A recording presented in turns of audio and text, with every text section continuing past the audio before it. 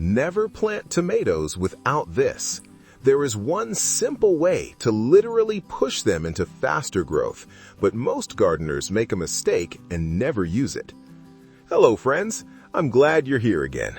Today, I'm going to show you something most people already have at home, but never connect with growing tomatoes. Once the first fruits start appearing, you'll thank me. Many people think it's enough to just water regularly and occasionally add fertilizer. However, tomatoes need more than that, especially during the growth stage when the stem and first flowers are forming. If they don't get the right nutrients at that point, you can't fix it later. Take a look at your plants. If the leaves aren't dark green enough or the growth seems slow, that's a sign something is missing. This is exactly where this simple trick comes in, and the difference becomes noticeable after just a few applications. Before I continue, write in the comments whether you grow tomatoes in the garden or in pots. I'm really curious how many of you take this seriously. Now we slowly come to the most important part. This combination works by stimulating microorganisms in the soil, strengthening the roots, and accelerating overall plant growth.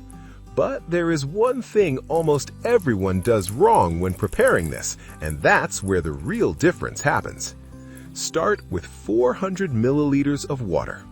Add 100 milliliters of buttermilk because it contains beneficial bacteria and nutrients that improve the soil, strengthen the roots, and help the plant grow faster and healthier. Next, add 1 tablespoon of dry yeast, which stimulates growth and activates beneficial processes in the soil. But there's one mistake almost everyone makes, and because of that, this mixture doesn't work for them at all. Add half a tablespoon of honey. Buttermilk already contains beneficial bacteria, but without extra food, they work more slowly and their effect is weaker. Yeast also has great potential, but it needs an energy source to activate and start working. This is where honey comes in. It's a natural source of simple sugars that both the bacteria from the buttermilk and the yeast can immediately use. When you add a small amount of honey, you're essentially giving them the fuel that starts the whole process. Mix everything well and let it sit for about 2 hours so the ingredients can activate. If you want an extra protective effect, you can add half a tablespoon of garlic powder, which naturally repels pests and reduces fungal problems.